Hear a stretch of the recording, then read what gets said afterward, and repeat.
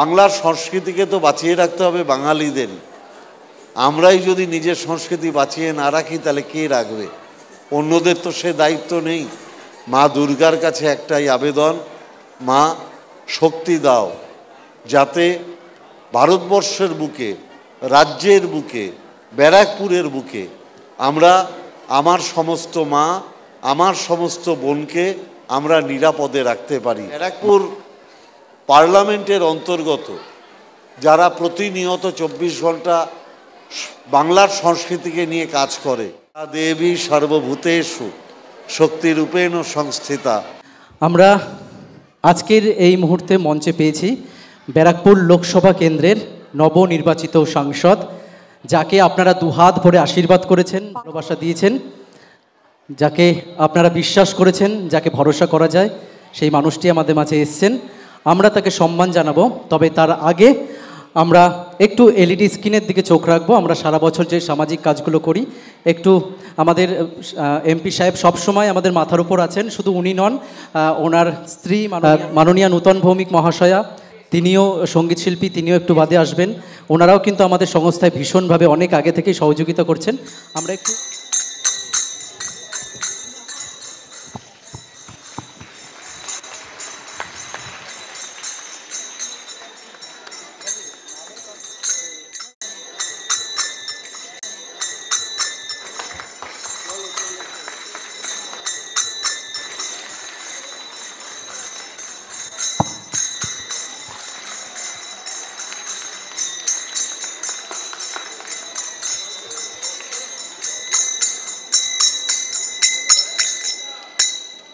ব্যারাকপুর লোকসভা কেন্দ্রের নবনির্বাচিত সাংসদ মাননীয় শ্রী পার্থ ভৌমিক মহাশয়কে এই মুহূর্তে আমরা মঞ্চে পেয়েছি।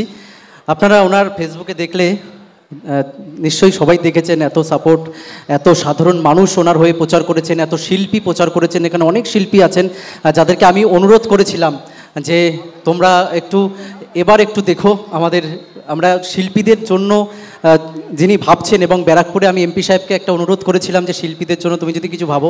তিনি কথা দিয়েছিলেন, অলরেডি তিনি অনেক কিছু শুরুও করে দিয়েছেন। সেগুলো নিয়ে আর একদিন আমাদের শিল্পীদের নিয়ে সাহেব বসবেন, আমার সাথে কথা হয়েছে। তবে এই মুহূর্তে আমরা আমাদের শ্যামনগরের বিভিন্ন বিদ্যালয়ের বর্তমান এবং প্রাক্তন প্রধান শিক্ষিকাদের একটু মঞ্চে ডেকে নেব। মেরুনাদিও চলে এসছে, মেরুনাদি চলে আসুন। বালিকা বিদ্যালয়ের এইচএম, অ্যাসিস্ট্যান্ট এইচএম, একটা জোরে করতালি। শ্যামনগরের সমস্ত বিভিন্ন বিদ্যালয়ের, উচ্চ মাধ্যমিক বিদ্যালয়ের প্রধান শিক্ষিকা এবং সহপ্রধান শিক্ষিকা এবং প্রাক্তন প্রধান শিক্ষিকারা এসছেন। আমি এবার এক এক করে বলি, তোমার থেকে বলি। হ্যাঁ, শ্যামনগর মণ্ডলপাড়া বালিকা বিদ্যালয়ের প্রাক্তন প্রধান শিক্ষিকা, ভারপ্রাপ্ত প্রধান শিক্ষিকা শ্যামাশ্রী নাগ ম্যাম, ওনার সময়কালে ওনাদের বিদ্যালয় সেরা বিদ্যালয় অ্যাওয়ার্ড পেয়েছিল। একটা জোরে করতালি।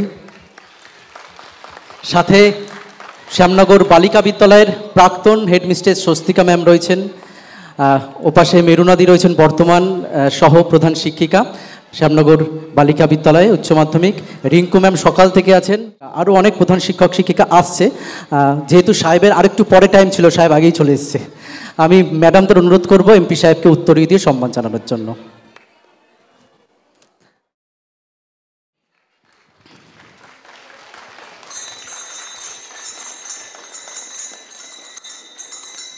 এবার সৌভিক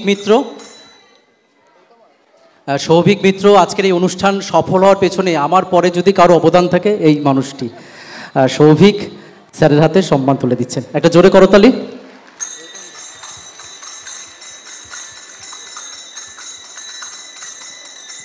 এমপি সাহেবের হাতে মাইক্রোফোন তুলে দিচ্ছি, কারণ এই মুহূর্তে আমার স্টকে আর কোনো ভাষা নেই।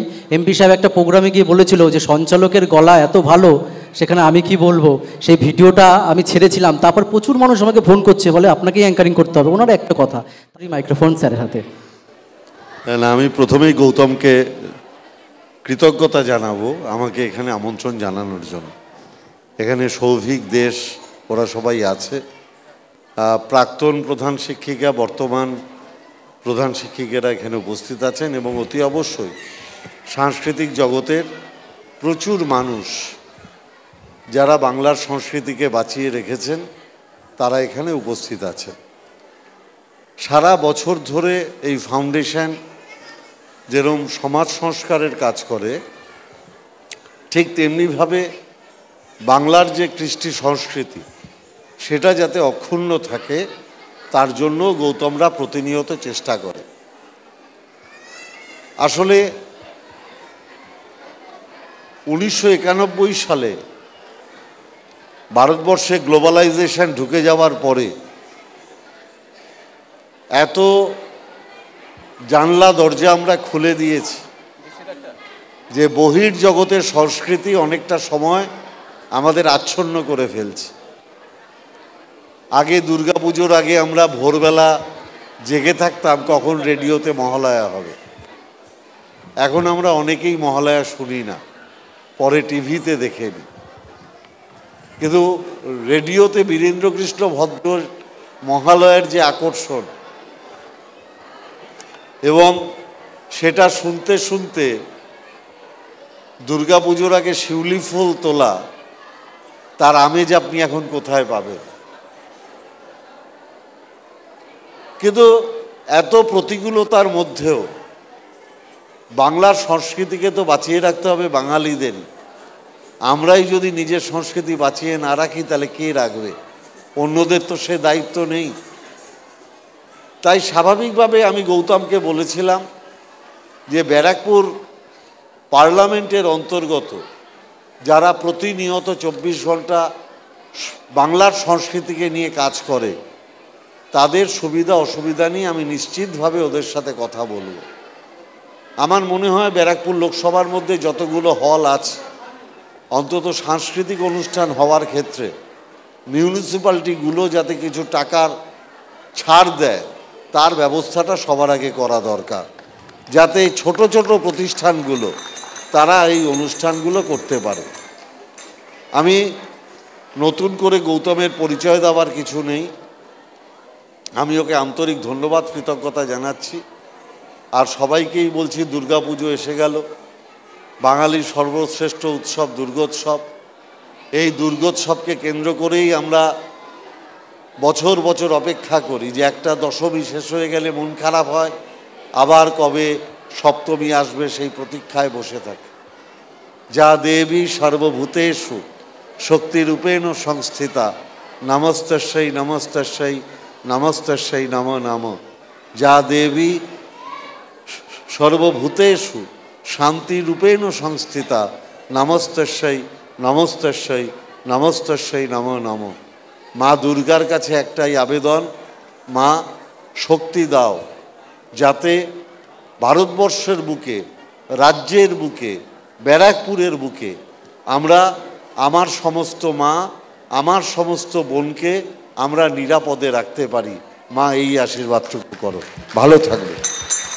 প্রজেক্টরে একটু আগে দেখেছেন যে আমরা প্রায় 100 জন প্রান্তিক বয়স্ক মহিলাদের, ওনাদের সবারই স্বামী নেই, করোনাতে ওনাদের খাবার দিয়েছি, আমফান নিয়ে আসে, প্রচুর গাছ নষ্ট হয়েছে, সে কথা চিন্তা করে আমরা একটা চারা গাছ এবং সেই সময়কার সব খাবার দিয়ে বলেছিলাম গাছ বড় করলে দুর্গাপুজোর শাড়ি, শীতকালে কম্বল, পয়লা বৈশাখে শাড়ি দেব।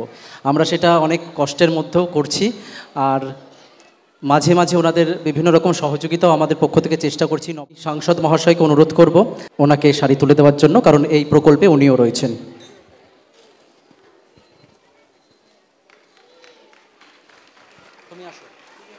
মাননীয় সাংসদ মহাশয়, যার জীবন মানুষের জন্য উৎসর্গকৃত এবং রামকৃষ্ণ পরমহংস দেবের বাণী, স্বামীজির বাণী যিনি পাথেয় করে চলেছেন,